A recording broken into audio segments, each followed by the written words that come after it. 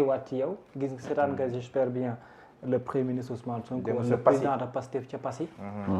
demoon pour clôturer 72 heures waa Bagnès ñu ngi koy nuyuwaale bu baax pour clôturer seen 72 heures mais en même temps aussi pose première pierre lycée moderne bu nekkee foofee ca Passy discours am ñu bëree bëri ne c'est comme si dafa génn pour suul le président de la République ñeneen ñi ne non dafa am lu mu indi woon pour mel ni luy compléter ban gis-gis moom nga ci am yow ci ñaari fenêtre yooyu. discours Ousmane Sonko Babacar je pense que dara varié wu ci bu fekkee dañu sentir ci discours président de la République Bassirou Diomaye Faye ay non-dits Sonko dans son discours tout a été dit waaw loo ci ne. on a senti des non-dits. Le lendemain tout a été dit. Ça veut dire quoi? Nous ramener aux idéaux du parti, aux idéaux ou aux promesses électorales. Waaw. Oui. Surtout. C'est quoi? C'est la réduction des comptes. La justice. Parce que lu tax mu wax ko dafa wax ci lycée bi ñu fa bëgg a tabax wax li mu nar a coûter 1 milliard et quelque. 3 milliards 5.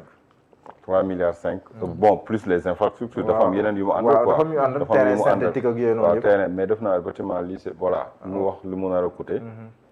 mu ni am na ñoo xamante ni li ñu damm seen poos li ñu dóor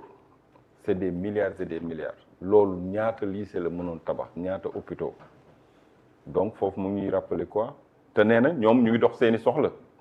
nee na ñooñu noonu defoon loolu ñu ngi dox seeni soxla ça veut dire quoi ça veut dire que ñu ngi dund benn impunité au Sénégal def sa lu la neex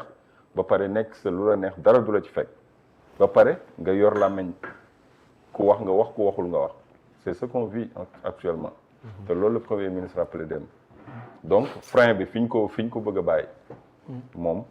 non dafa ñëw mel ni dafa ñëw rek pousse levier frein bi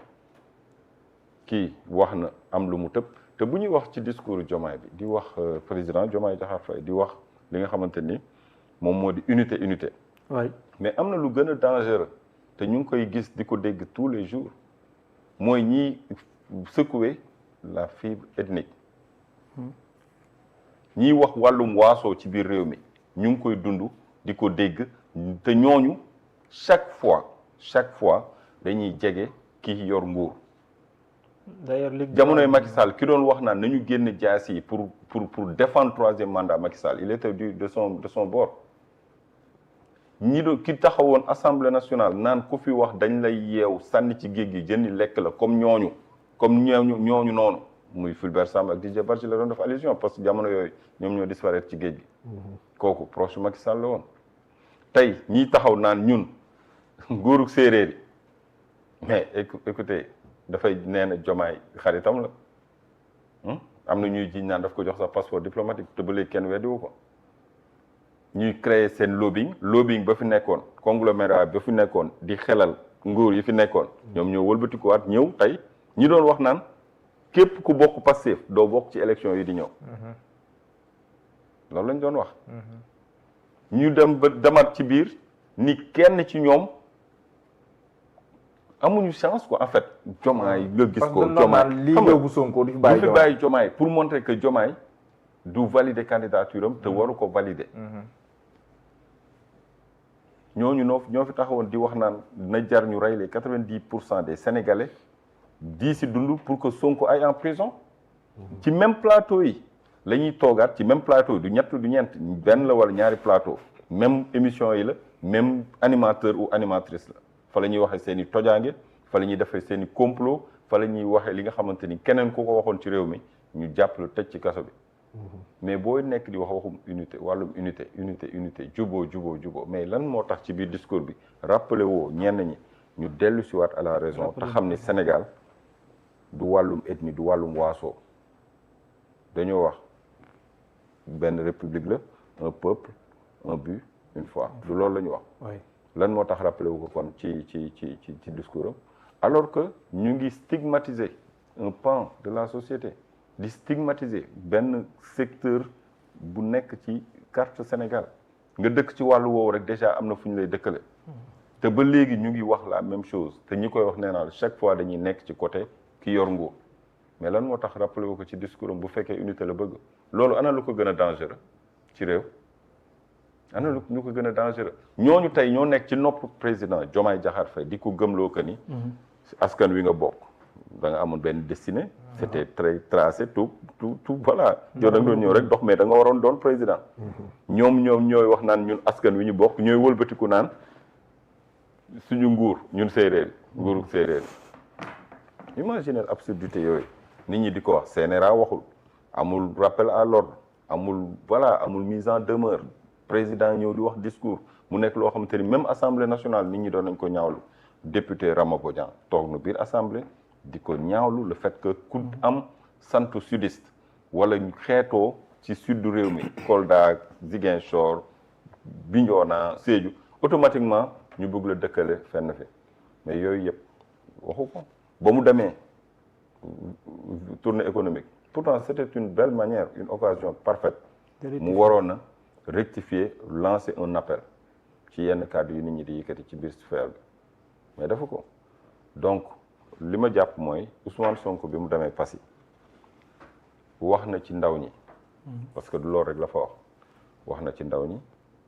di bëgg a désespérer ñenn ñi di leen gëmloo ni fii moom dootul baax pour yéen parce que ñoom jàpp nañ ni seen teraanga yàqu na rek Sénégal ñëpp dañoo war a voilà dem seen yoon parce que dootul baax quoi jàpp nañu Sénégal dootul baax parce que seen teraanga instant bi am na lu leen ko xañ mais aussi rappelé na à ce que réduction des comptes yi ñu doon yëkkati avant dialogue bi njëkk na wax ni dialogue bi dañ ñu woon dañ koy teggandigum ci suuf ana réduction des comptes ana dialogue quel est le lien entre les deux comme si la justice n'était pas un pouvoir indépendant ñiy dialoguer c'était les acteurs politiques def nañ assise de la justice moom lañ njëkkee dès avril passé 2024 ba mu faloo loolu la njëkk a def ñu ñëw naan dañuy dialogue bi aspect volet politique la woon lan la ci yoonu reddition des comptes nañu dëgg ci accès ci frein bi en attendant d'accord ça veut dire que am na ñoo xamante ni leer na leen ni dañu war a wuy ji pôle judiciaire financier mais dialogue bi aussi dañ cee war a teew pour taaral ko maanaam pour wane ni dialogue bi c'est pas seulement le pôle du pouvoir mais aussi il y a des pans de l'opposition et cetera et cetera. alors lan lay ibbi comme peut-être ay perspectives par rapport ak ëllëgëm ci sens politique bi mais tam ci biir gouvernement bi bu ne sama poste premier ministre tënku ko beneen bi ci tegwaat aussi fan yi ñëw mu joxe rendez-vous wala weer yi ñëw pour wax ci wàllum reddition des comptes. dafa joxe rendez-vous. waaw par rapport ak li mu jot na daal dina am ci reddition des comptes bu amee. waaw te d'accord aussi. dina génn wax. waaw mais xam nga Sonko mooy ki nga xamante ni man ci ni ma ko gisee ni ma ko gisee chaque fois il prend les devants du bàyyi ba mbir ni këtt ni jonn mu ci doo réagir bu ko séenee muy ñëw lay teel a araftu nit ñi te du toog ci ruqam mais noonu day annoncer les couleurs bu ko defee amaana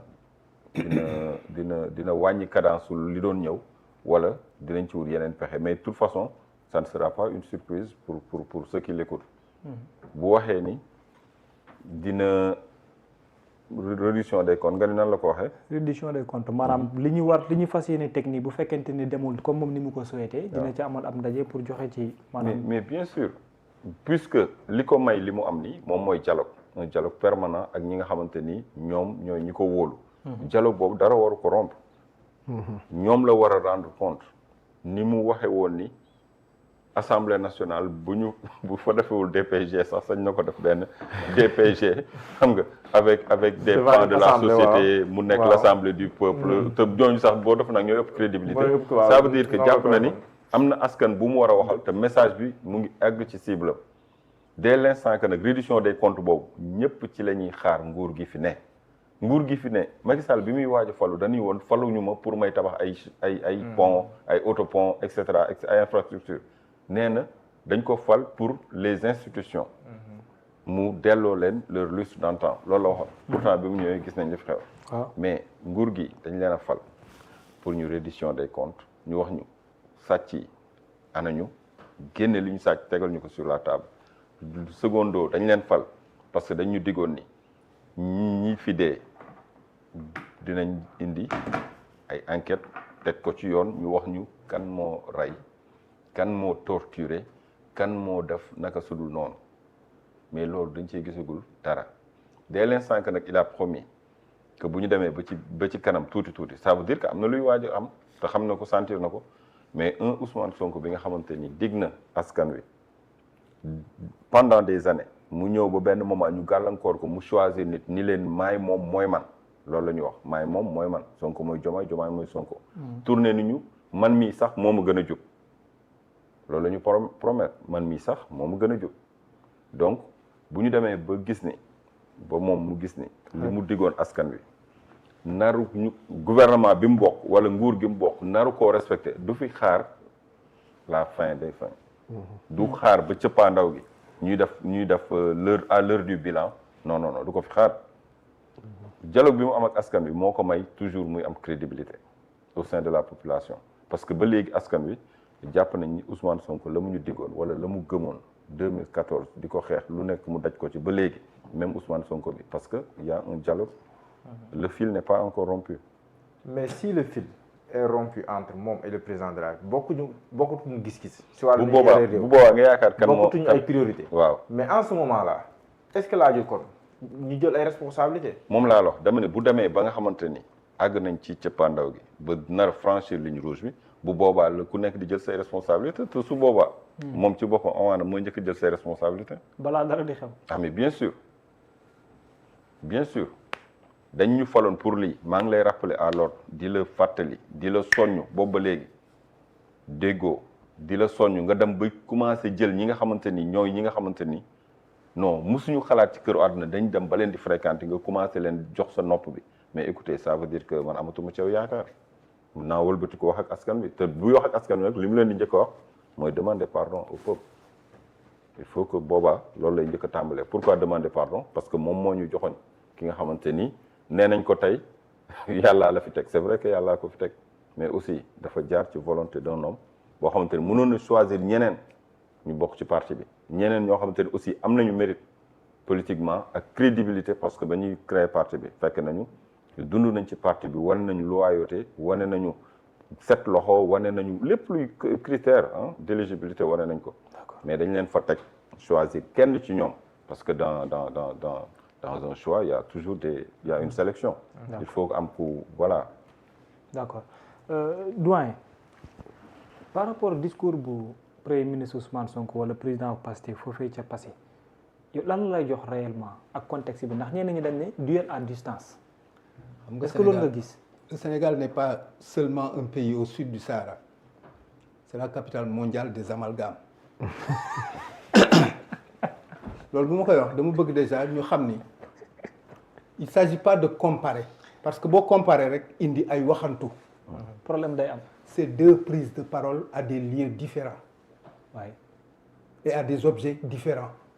Qui c'est un discours de fin d'année et de souhait de nouvelle année. Que